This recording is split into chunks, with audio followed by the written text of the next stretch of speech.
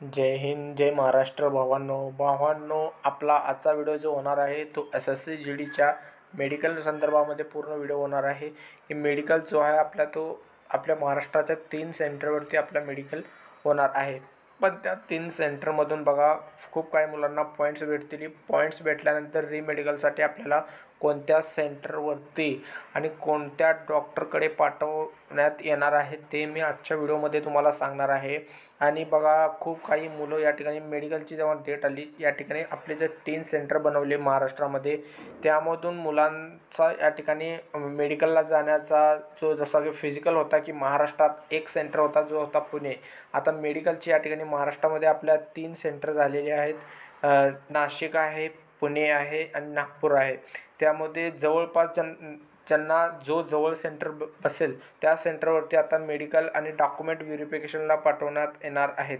आणि मुलं विचारत होते की जे डॉक्युमेंट आहेत की जे फिजिकलला जे डॉक्युमेंट लागलेले आहेत, म्हणजे की सांगायचं झालं की जसा की डी सर्टिफिकेट असतं, म्हणजे हाईट रिलेशनमध्ये जे मुलं सूट घेतलेले आहेत त्यांचा तो सर्टिफिकेट पण पुन्हा चेक होतो. आणि डॉक्युमेंट व्हेरिफिकेशन त्या ठिकाणी मेडिकलच्या सोबतच होणार आहे.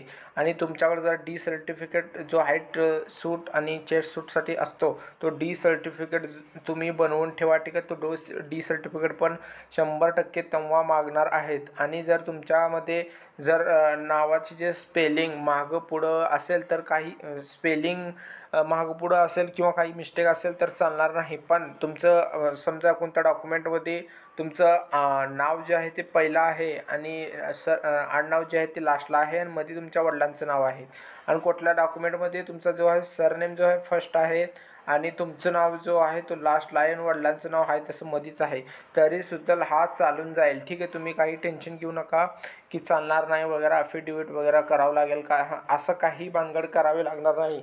जे इम्पॉर्टंट डॉक्युमेंट आहेत ते 10वी तुमची जी हायेस्ट एज्युकेशन क्वालिफिकेशन जेव्हा तुम्ही फॉर्म भरताना सिलेक्ट केला आहे ते लागणार आहे. त्यानंतर तुमच्याकडे 10वी असणं, 12वीची असणं गरजेचं आहे. आणि तुमच्याकडे NCC जर तुम्ही सिलेक्ट केला असेल, NCCचे मार्क तुम्हाला ॲड झाले असतील तर ते NCC सर्टिफिकेट पाहिजे. आणि तुम्ही फॉर्म फिल करत असताना जो ॲड्रेस त्या ठिकाणी टाकला होता, जो स्टेट टाकलेला आहे तो स्टेटचे डॉक्युमेंट पाहिजे. डोमासेल सर्टिफिकेट पाहिजे तुमच्याकडे.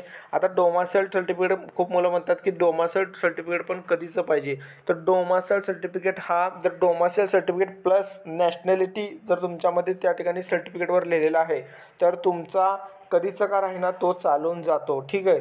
कधीचा का राहीना तो चालून जातो, त्याच्याबद्दल काही टेन्शन घेऊ नका.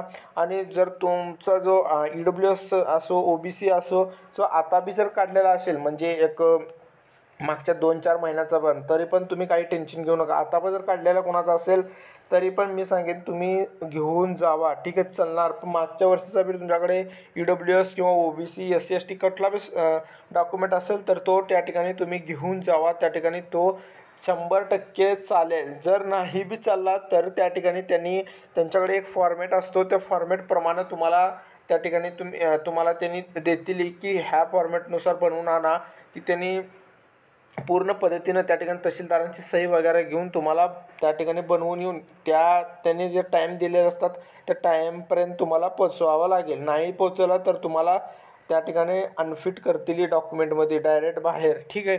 तर तुम्ही डॉक्युमेंट व्हेरिफिकेशनबद्दल काही टेन्शन घेऊ, नाव मागं पुढं असेल तरी काही टेन्शन घेऊ नका, सगळं तुमचं ओके होईल.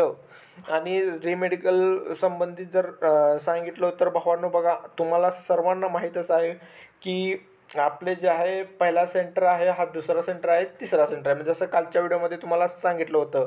आणि बघा आपला जो या ठिकाणी या सेंटरवरती आपल्या महाराष्ट्रातून 4,500 प्लस मुलं, प्लस म्हणतोय मी, मुलं मेडिकलला जाणार आहेत. तर मग इतके जास्त मुलं मेडिकलला जाणार आहेत तर मग या 3 ठिकाणी डिवाईड करण्यात आलेलं आहे. जवळपास 1500 प्लस पोरं या सेंटरवर, 1500 प्लस या सेंटरवर आणि 1500 प्लस मुलं या सेंटरवरती जाणार आहेत. त्या 1500 प्लस मुलांपैकी, ठीक आहे, रिमेडिकल सुद्धा पडत असतात मुलं. कमीत कमी 1000 ते 1200 मुलं प्रत्येक सेंटरला आपल्याला रिमेडिकलला पडलेले दिसतील, ठीक आहे. कारण थोडासाही पॉईंट दिसला की तो रिमेडिकलला देतात आणि रिमेडिकल नंतर भावानं तुम्ही त्या ठिकाणी फिट होता, काही टेन्शन घ्यायचं नाही, ठीक आहे. खूप कमी मुलं त्या ठिकाणी रिमेडिकलमधनं बाहेर होतात डायरेक्ट. पण रिमेडिकल भेटल्यानंतर मुलं असं समजतात की मी आऊट होतो की काय आता, तर तुम्ही त्या ठिकाणी बाहेर पडणार नाही, ठीक आहे. बघा आपला जो रिमेडिकल होणार आहे, मागच्या वर्षी जो झाला तर रिमेडिकल मुंबईला बी मेडिकल चालू होता, पण मुंबईची मुलं या ठिकाणी पुण्याला आले होते मेडिकलसाठी. गोवाहून देखील या ठिकाणीच मुलं येणार आहेत यावर्षी पण. महाराष्ट्र आणि गोवाला हा 3 सेंटर केलेले आहेत.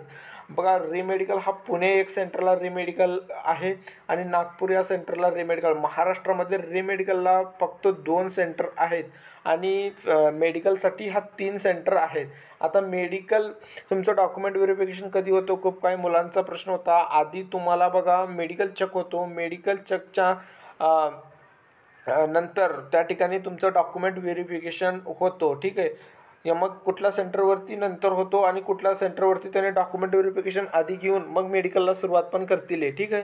आणि आपल्या महाराष्ट्रातून फक्त 2 सेंटरवरती रिमेडिकल होणार आहे, पुणे एक आणि नागपूर. कारण CRPFच्या सेंटरवरती रिमेडिकल होणार आहे आपल्या महाराष्ट्रामध्ये 2, ते पण CRPF नागपूर आणि CRPF पुणे या 2 सेंटरवरच या ठिकाणी आपलं मेडिकलचं रिमेडिकल होणार आहे. आणि नागपूर या ठिकाणी मेडिकलसाठी डॉक्टर निलय जैन हे रिमेडिकलसाठी असणार आहे. त्या या ठिकाणी PDF मध्ये नाव पण आहे त्यांचं CRPF नागपूर या ठिकाणी. आणि डॉक्टर जे आहेत ते खूप चांगले असतात त्या ठिकाणी. माझं एक एक्सपिरियन्स मी तुमच्यासोबत शेअर करेन, खूप चांगले असतात. फक्त तुम्ही त्या ठिकाणी काही चूक करू नका त्यांच्याशी. फक्त आपण एक चांगल्या पद्धतीनं आपण कसं का होईना काही पण करून फक्त आपण पास व्हायला पाहिजे, आपलं फक्त हेच माइंडमध्ये ठेवा. आणि 100% न भीती वाटता भावानं सगळे डॉक्युमेंट व्यवस्थित करून, कुठल्याही डॉक्युमेंटचा तुम्हाला एक पण त्या ठिकाणी मुलं जास्त बाहेर पडणार नाहीत, ठीक आहे. तुम्ही उगाच ॲफिडेविट वगैरे करत काही बसू नका. नाव आडनाव मागं पुढं असेल तर काहीही होत नाही, ठीक आहे. बिंदास चालून जातोय कुठल्या डॉक्युमेंटवर हा असं ना हो. फक्त ज्या ठिकाणी तुम्ही बघा मुख्य पॉईंट डॉक्युमेंटची मी सांगेन. जर तुमची जे क्वालिफिकेशन हायेस्ट, मग समजा तुम्ही ग्रॅज्युएशनला क्लिक केलेलं आहे, ग्रॅज्युएशन पूर्ण आहे म्हणून, आणि तुमच्याकडे फक्त 12वीच झालेली आहे, तर मग तुम्ही भरतीच्या बाहेर होऊ शकता. कारण तुम्हाला त्या ठिकाणी हायेस्ट क्वालिफिकेशन मागणार आहे डॉक्युमेंट व्हेरिफिकेशन करता वेळेस. आणि जर तुम्ही ॲड्रेस हा कुठे जर तुम्ही तामिळनाडू कर्नाटकचा फिल केलेला आहे आणि तुमच्याकडे डॉक्युमेंटच नाही, त्यांच्याकडे ना आता महाराष्ट्राचे डॉक्युमेंट आहेत, तरीसुद्धा तुम्ही भरतीच्या बाहेर होऊ शकता, ठीक आहे. मग असे जे डॉक्युमेंट आहेत त्यांच्या, आणि डी सर्टिफिकेट जर तुमच्याकडे नाहीच, डी सर्टिफिकेट नाही, आणि मी सांगेन की तुमच्याकडे EWS सर्टिफिकेट आहे, EWS सर्टिफिकेटमध्ये बघा मराठा कास्टचा हा उल्लेख असतो, ठीक आहे, EWS सर्टिफिकेटमध्ये. पण EWS सर्टिफिकेट हा त्या ठिकाणी ग्राह्य धरला जात नाही की हा डी सर्टिफिकेट प्रमाणे घ्या म्हणून. फिजिकलला तुमचे धरलेले आहेत पण मेडिकलला ग्राह्य धरले जात नाही. मेडिकलला त्यांच्या फॉर्मॅटनुसार डी सर्टिफिकेट ओरिजिनलच मागतात. पण त्या ठिकाणी जर तुमच्याकडे नसेल बी, काही प्रॉब्लेम बी आली, तरीसुद्धा डॉक्युमेंट व्हेरिफिकेशन करता वेळेस तुम्हाला त्यांनी जे आहे ते टाईम देतात, त्या टाईममध्ये तुम्ही या ठिकाणी आणू शकतात. हा प्रत्येक सेंटरवरती मी सांगतो, प्रत्येक सेंटरवरती टाईम देणार, ठीक आहे. कारण ह्या सेंटरवरती दिले आणि ह्या सेंटरवरती नाही दिले असे करणार नाही. प्रत्येक सेंटरवरती त्या ठिकाणी त्यांच्याकडे फॉर्मॅट असतो, तो फॉर्मॅट दिला जाईल. बाकी मी असं म्हणेन की डॉक्युमेंट व्हेरिफिकेशनमध्ये 100मधला 1-2च मुलं बाहेर पडतात, ज्यांच्याकडे म्हणजे काही नसतो, तेच मुलं